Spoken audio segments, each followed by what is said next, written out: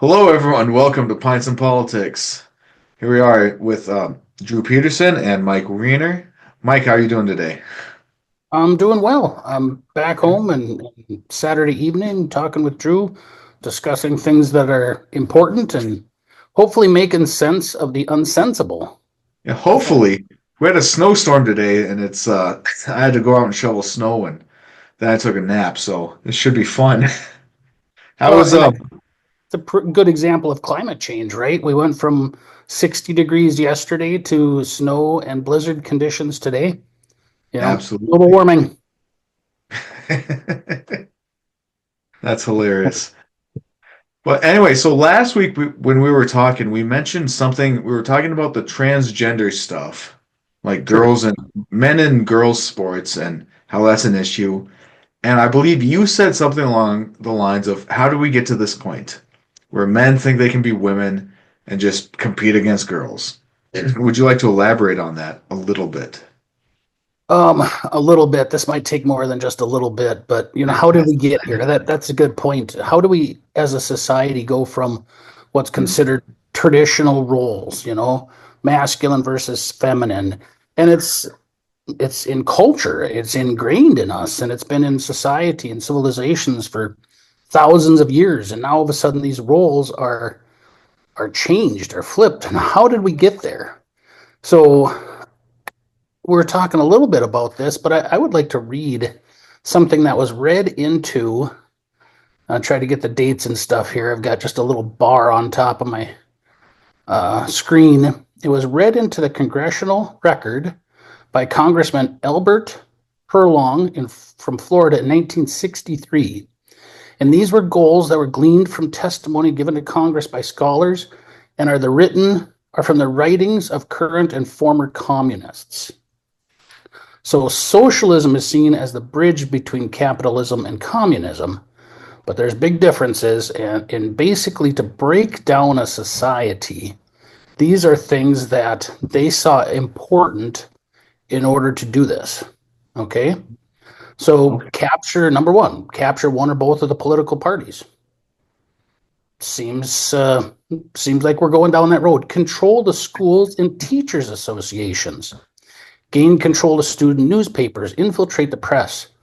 Control of key positions, radio, TV, pictures. Eliminate all laws governing obscenity by calling them censorship and a violation of free speech and press. And we've seen that, is pornography considered free speech or is it obscenity? We have, for the most part, trying to protect our society from those things. And now all of a sudden, pornography is everywhere. Oh, it's a mess, actually.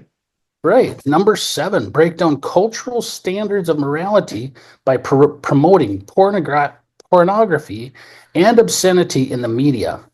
Eight, present homosexuality, degeneracy, and promiscuity as a normal, natural, and healthy in society. Infiltrate the churches and replace revealed religion with social religion. Eliminate prayer or any phrase of religious expression in schools on the ground that it violates the principles of separation of church and state. Now, think about that. We're okay with promoting sex, pornography in schools with sex education, so much other stuff that's going on right now, but you cannot pray in a school. Don't bring your God or your religion to the formation of those students, but we can talk about sex. Yeah, sex and nudity. Right. It's weird. So you bring that up, and the communists were talking about that in the 60s, right? Right. Makes me think of, do you know who Saladin is? The Uh, Muslim, yeah, Muslim or conqueror. Turkish, yeah, Yeah, and he fought during the time of the Crusades. yes. So, 1,000 years ago, roughly. And one of the things he said, back 1,000 years ago, if you want to destroy civilization, make promiscuity and nudity commonplace in the populace. Because it weakens people. When people are too busy focusing on sex and that lust, they're not working towards greater goods, advancing civilization.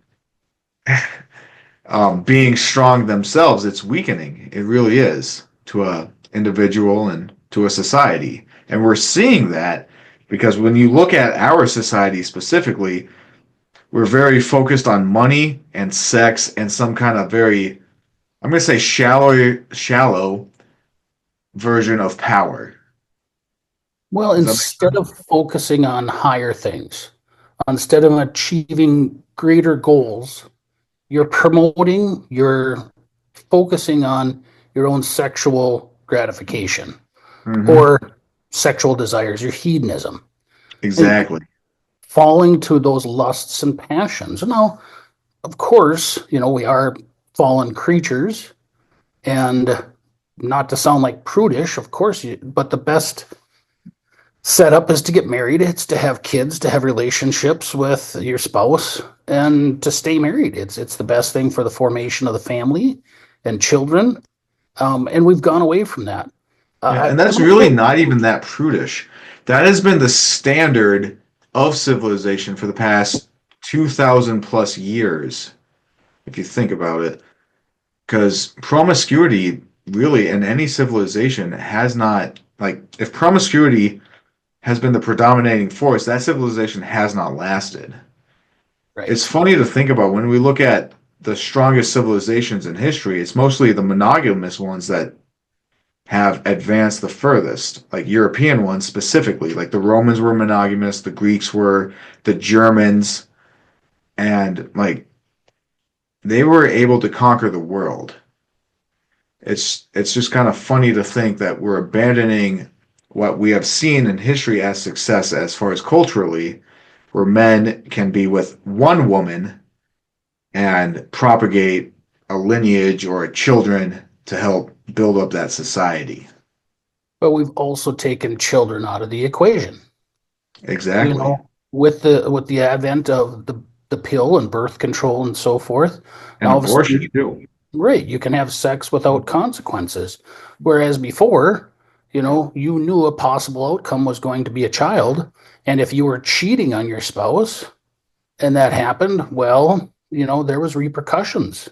Mhm. Um, but think about the level of trust. Well, You know, actually, before we when move you're on to trust, you mentioned cheating on your spouse. Like when you get married, you make an oath. Like you make a promise to that woman that you're going to be faithful to her. And one of the things about, when we're talking about how do we get here, we have eliminated the aspect of keeping your word. And so when you make an oath to be faithful to somebody, you're expected to be faithful to somebody. Like I've read histories, like the Romans and the Gauls and the Greeks. If they were to break an oath, they'd be executed for that kind of stuff. It's wild.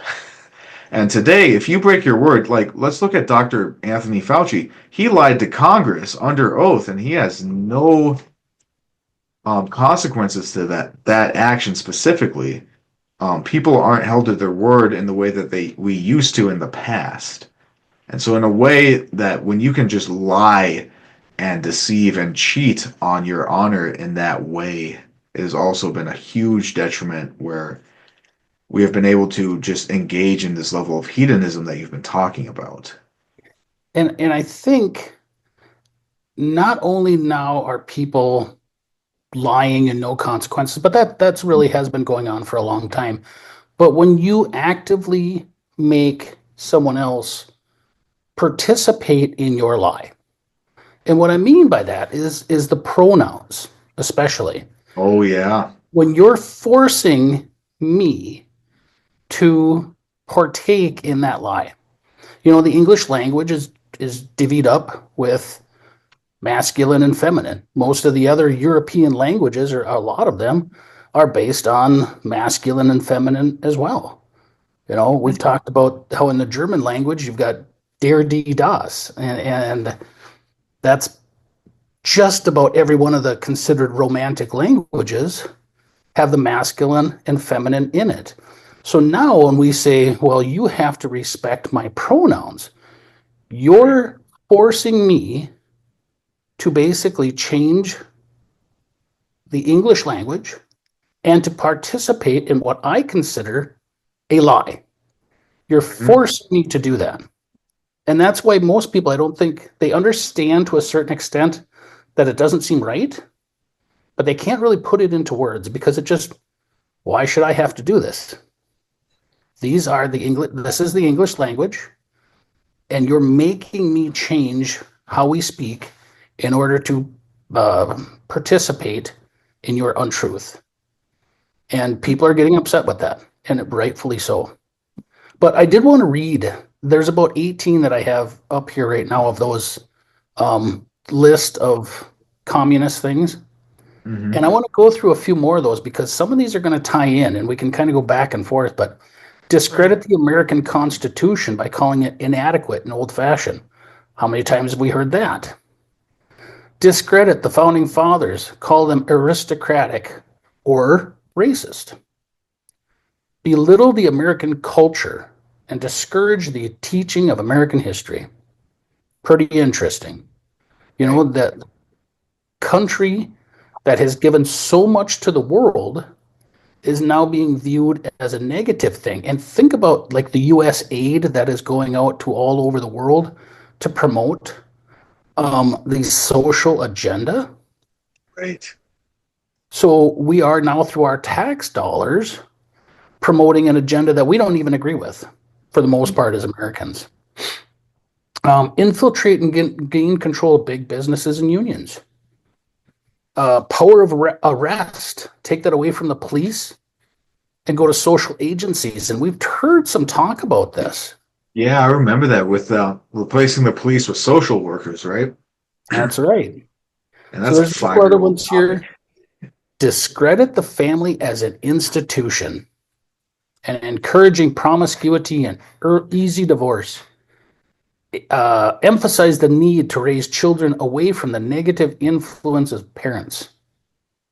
Um, and then allow the world court jurisdiction over nations and individuals alike. Now, that one I think is important because a lot of what this comes down to is it's a view, a world view, basically, of the collective versus the individual. And so we say, what's going on in this society? You can't, as an individual, speak out against those things because you might offend them. So they're taking the power of the collective and using it as a stick against the individual. Um, you can't practice your faith because it might offend the collective. And you can say this comes back down to a religion, and in a lot of ways it does. There's people who will say this is a battle of good versus evil, um, the collective versus the individual. And Yeah. how did we get here? Look at all of these things, and they tie together. What you're talking about is actually, if you look at what's going on in the UK right now, you see that clear as day. Whereas in you can't close your eyes and pray anywhere near an abortion station unless the police show up and arrest you for it. You can't say something against the Muslims. You can't, like, it's a majority of the world. It's some kind of globalist view.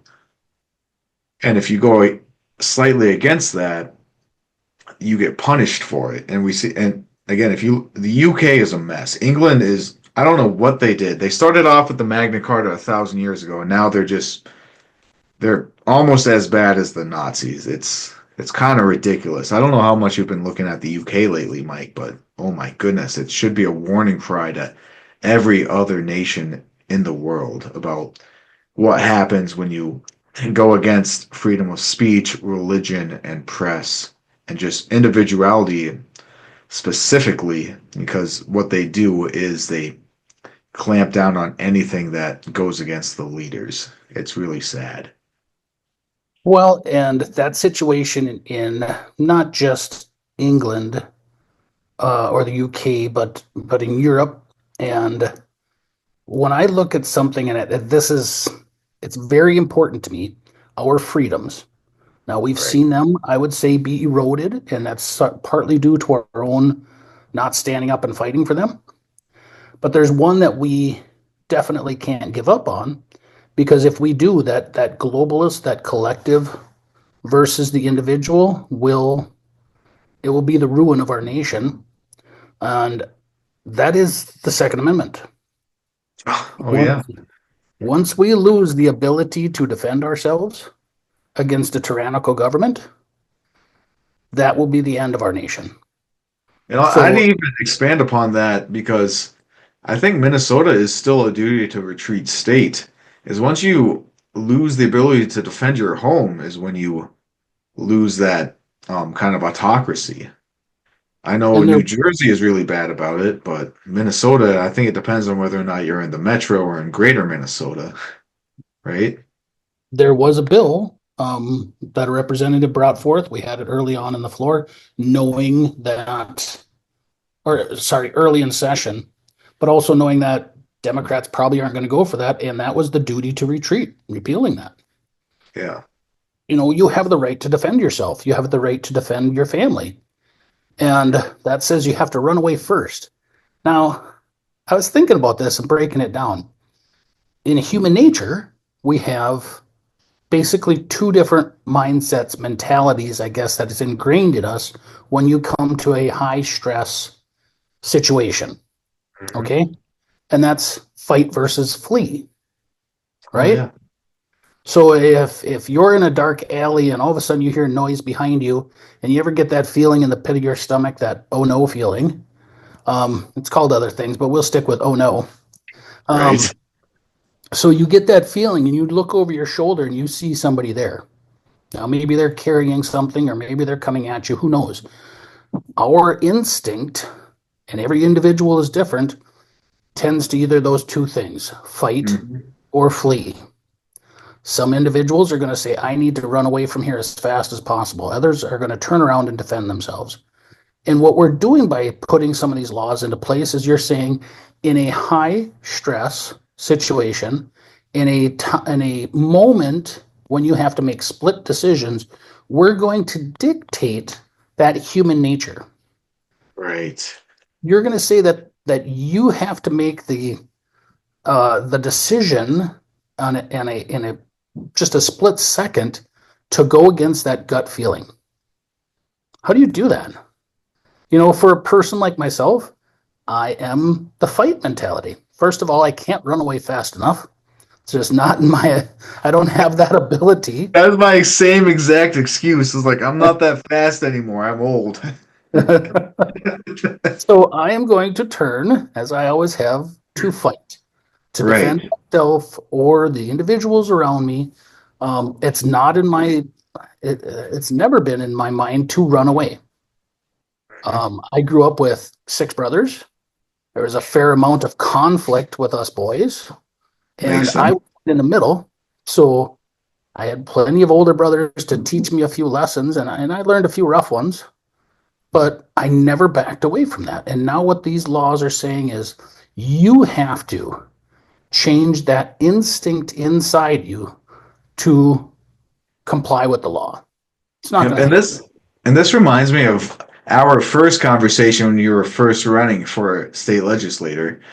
Unlike when I came to you at the county fair in Todd County, and I asked you about castle doctrine because I was trying to be moderate, and you came back with stand your ground. You have an inherent right to defend yourself. And actually, as far as it goes to your home, you have an obligation. It's not just a right, but an obligation to defend your home. Whereas duty to retreat literally goes against your obligation as a human being, because human beings are territorial by nature. And if somebody breaks into your home and you have a duty to retreat, where are you going to go? Especially like take a look at Minnesota, where we had a freak snowstorm today in March. All right, you can die of hypothermia if you go outside in an emergency. Where are you supposed to go in the winter if somebody breaks into your home? You can't have a duty to retreat. You have a duty to defend. Does that make sense? Am I crazy here? Well, No, I like, understand what you're saying. And I'll yeah, take this to another level. So a man's home is his castle, is the statement, right? exactly. But now, who lives in a castle? It's kings. It's Oh, rulers of countries, right? Or That means generals, knights. very important people live in castles, right? Yeah. Okay. But this means that even if you are uh, a yeoman, a peon, a person that lives in a squalid structure on the edge of town, your home is your castle. That's your domain. That's where you are the king. Yeah. It places you at the same level in that setting as a king. And Hmm. your right to defend it, your obligation to defend it, is just as relevant as the king's is to his kingdom. Yeah, because you as an individual are important. Like you have significance Right. specifically. That's right. Yeah, absolutely. So I view that even that saying is very important. Where a man's home is his castle. It doesn't matter your position in life. That structure, that place where you hang your hat, you have a right to defend. Um, so to me, it doesn't make sense to run away. That stand your ground law, and that Second Amendment is so important to us right now. Probably now more than ever, and I think you're going to see more and more attacks on it. Maybe not so much with Trump in the administration or the current administration, but it seems like every time there's another shooting or another calamity that takes place, we cave or we tend to cave in some of those issues, which is never Yeah. good. Yeah, that's been going on for 10 years or so. But For I think I look at it with optimism because I see the younger generation as a little rebellious where they want to have those rights, those specific, like defend yourself, have guns, stand your ground kind of laws. And we've been seeing it in policy where there are no more may issue states. Every state is about now issue. New Jersey might be the worst of it, but we're seeing an increased amount of constitutional carry, and Minnesota may be next. And I'm gonna press you on that one, Mike. Like, let's be trying to do some constitutional carry instead of shall issue state. But well, yeah, that's a really good thing you brought up. Whereas, when we talk about the problems with society, we don't value defending yourself. Like, we'll use Kyle Rittenhouse as a very brief example. Like they tried to crucify that kid, but we need to celebrate. Well, maybe not celebrate, but at least honor defending yourself, defending your community, and having values that promote the individual and the moral good that we've brought up several times this episode. So, and this is something that I think about. We often look at our politicians and laws to say, you need to put this in place to change culture. Mhm. But, and we've asked the question before, is culture downstream from politics or is politics downstream from culture? And I think you and I talked about this a little bit before. Part of what we do here or want to do is to help shape that culture. We want to Right. talk about ideas, values, and say these things are important. We want other people to go, hey, that makes sense. And we need to Mm. promote that. Um, Sorry, the kids are making a bunch of noise right now, distracting That's me. fine. But That's what we want to do then is you say we should pass a bill through legislation. Actually, what I want to do is give through media like this is to mhm. give people the opportunity to think about these things and say, you know what, that's right. We want our politicians to pass these laws, and I want the people themselves to say this makes sense. And if when it makes enough sense to enough people, and they say, you know what, you don't stand for these laws, Mr. Politician, so I want somebody else in there that's going to. And Right. that's where culture becomes downstream, or politics becomes downstream of culture. So I really like what we do, and sometimes we get a little bit of sidetracked here with what we discuss. And Yeah, um, but that's what makes it fun. No, so when you talk about politics and culture, I don't think it's one downstream of the other. I think it's more of a circle, whereas the politics will dictate the culture, and the culture will also dictate the politics. When you look at prohibition, it was culture dictating the politics. Then we saw the failure, and then the politics came back and dictated the culture. Does that make sense? well, Whereas with prohibition, you had a cultural movement that may not have been the most popular, but they banned alcohol for a certain amount of time. Then we had gangsters rise up, and you get to see the rise of people like Al Capone, bootleggers, speakeasies. And when they repealed it, you had more women's rights, women saying things. So there was a very kind of like two different aspects, the politics and the culture shifting at the same time and affecting each other. Um, they're definitely intertwined, and you can say one is before the other. It rarely I think it switches though. Like sometimes the politics will dictate the culture, and sometimes the culture will dictate the politics. It's when you yes. see the grassroots, like the bottom up and the top down, kind of affecting society. Like sometimes one at a time, sometimes together. Yeah, they work together, that's for sure. Some of those issues do come from culture affecting politics, and sometimes it's politics affecting culture. Sometimes a politician standing up and saying, "Hey, this is a good idea," is enough for people to go, "Hey, I never thought about that before. Exactly. Maybe we should do that." And that's what, you know, that's kind of what our culture is about and our society is about. Yeah.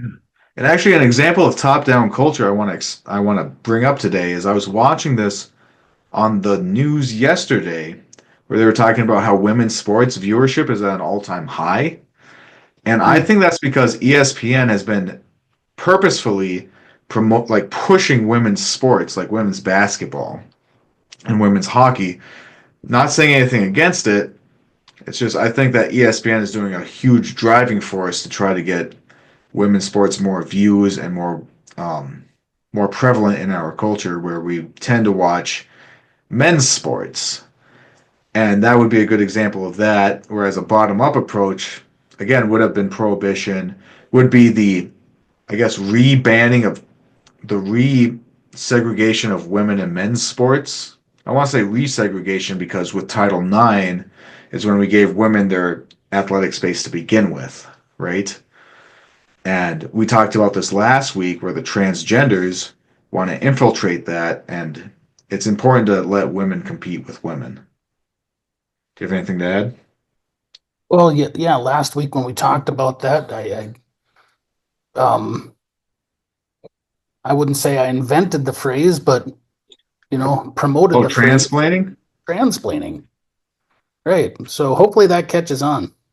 Oh, yeah. Um, you know, there's other good movies or examples of when women were fighting for something. Okay. Hmm. And I don't remember the name of the movie, but it had to do with I think Kevin Costner was in it, and there was a gal who was um, she did the calculations for the rockets to try to get a man to the moon.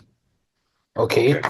Because when you send a rocket out, it has to basically um, follow a trajectory to hit a moving target. Think of how difficult that is, right?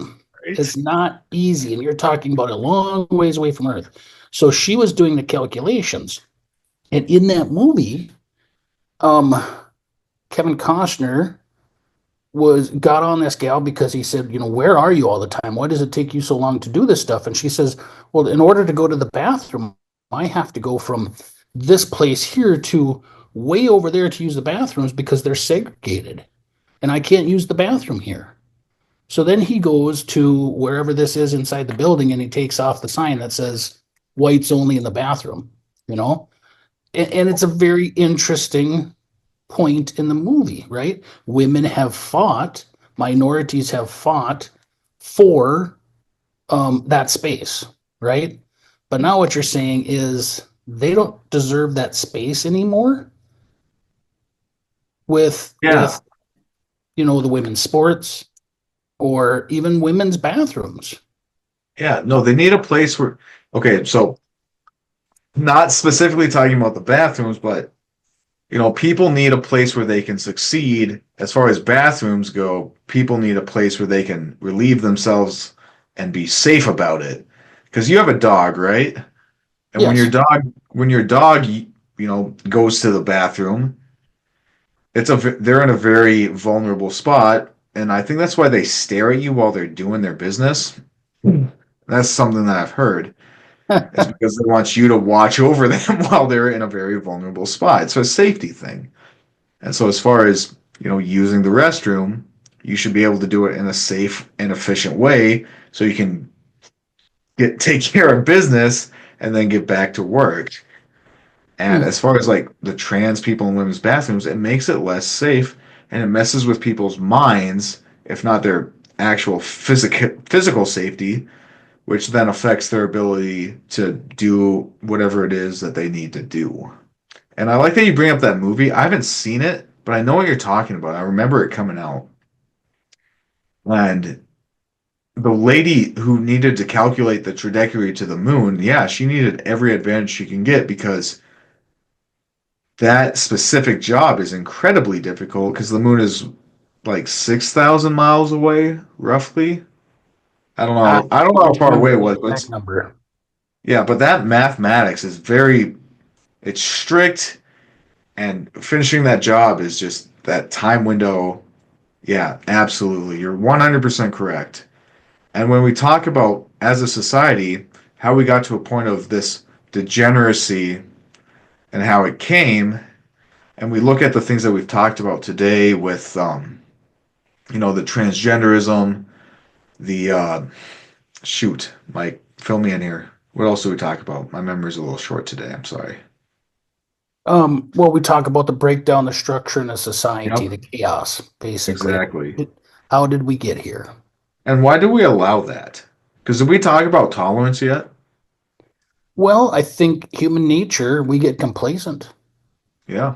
We get complacent in a lot of the things that we do. It's hard to maintain a set structure or pattern in our lives.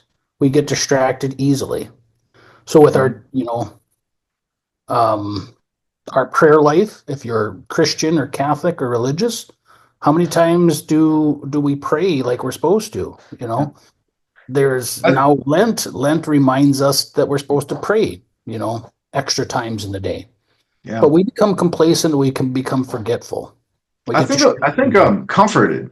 We became comfortable. I think that's the word we should say, is because we've had so much success, and I'm kind of sad. I'm looking at how much time we have left on our Zoom meeting here.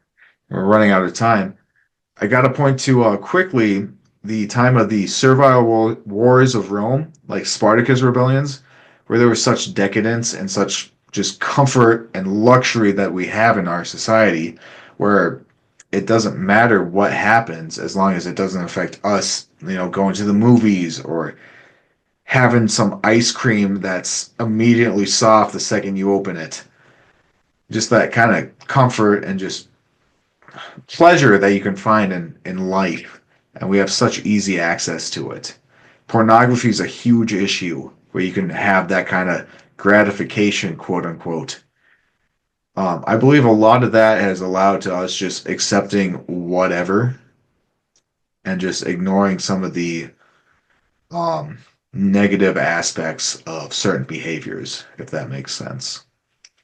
So, as a society, when they reach perhaps a pinnacle, when Mhm. life becomes too easy or Yep. too comfortable, right? People stop trying. That's right. Yep. And I Well, got to point to the Mouse Utopia experiments. And I believe we've talked about that about a year ago, and it's been a that's a good while. one. It is. It's worth looking into. But I think, yeah, we're about out of time, so we should wrap it up. You got any quick last comments, like 10 It's seconds? another good discussion, and I enjoy doing this. And hopefully, Yeah. the words that we have reach people. I know other people have commented. I watched the podcast. I heard you say this about this issue or that issue. Let's try to influence culture, and Right. that's what we're hoping to do here. One of the best ways to do that is through discussion on topics like this specifically. Yeah, absolutely.